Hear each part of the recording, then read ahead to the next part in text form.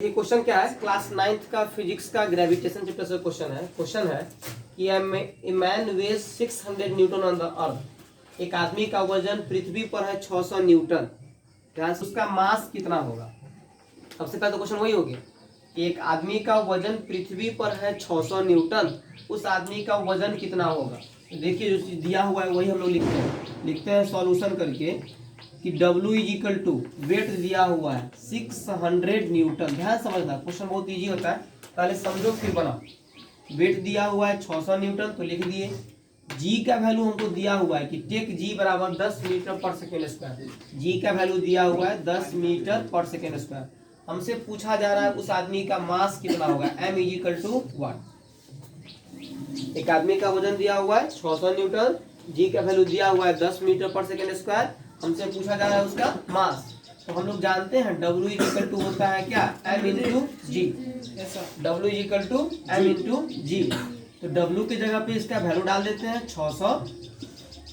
m पता नहीं है, m पूछ रहा है तो m की जगह पर m डाल देते हैं, मल्टीप्लाई बाई जी का वैल्यू दिया हुआ है 10, तो जी का वैल्यू डाल दिए 10। तो this implies m is equal to क्या हो जाएगा 600 अपॉन 10।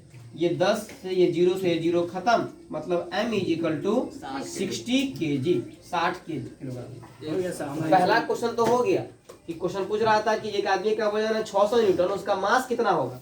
तो सिंपल निकाल दिए, W is equal to m into g का यूज करके मास उस आदमी का हो जाएगा 60 किलो। अगला क्वेश्चन बोला है कि अगर उस आदमी को ले जाया गया चंद्रमा पर, if he where taken on the moon, अगर उस आदमी को ले जाया गया चंद्रमा पर तो उसका वेट हो जाएगा 100 न्यूटन। अगर उस आदमी को चंद्रमा पर ले जाया जाए तो उस आदमी का वजन कितना हो जाएगा 100 न्यूटन। तो हम लोगों को तो पता है ना कि अगर यहाँ पर है 600 तो चंद्रमा पर जाएगा कितना 1/6, तो ये 100 न्यूटन। यही तो लिख रहा है कि अगर एक इस आदमी को ले जाया जाए चंद्रमा पे तो उसका वजन हो जाएगा 100 न्यूटन।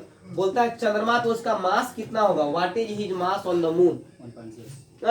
1.6 कैसे, मास रिमेन्स द सेम है ना कि मास कभी भी नहीं बदलता है, मास कभी भी नहीं बदलता है। तो अगर पृथ्वी पर उसका मास है 60 किलो तो मास ऑन द मून भी सेम ही होगा 60 किलो, क्योंकि मास नहीं बदलता है। तो mass on the moon is equal to 60 kilo.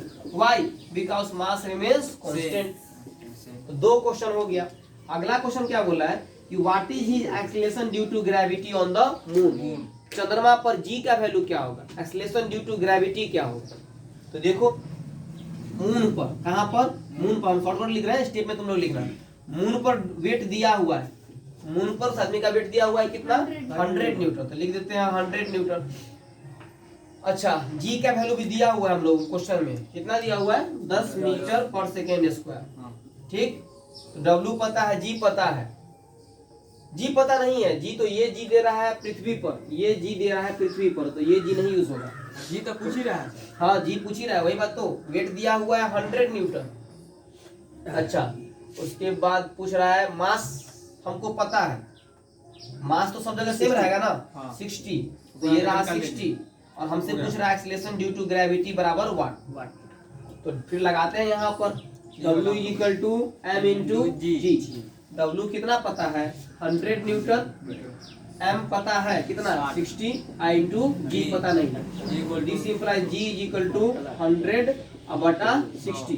ये 0 से 0 खत्म, 10 बटा 6, तो 10 बटा 6 कर दो, 6 से डिवाइड, 6 भागा 10, 6 एकम 6, 4 1.6 0 दे देते हैं, 6 1 36 ना, अब हो गया। तो फिर से 4 आया, 1.66 कितना आएगा 1.66 मीटर पर सेकेंड स्क्वायर। ये हो गया आंसर।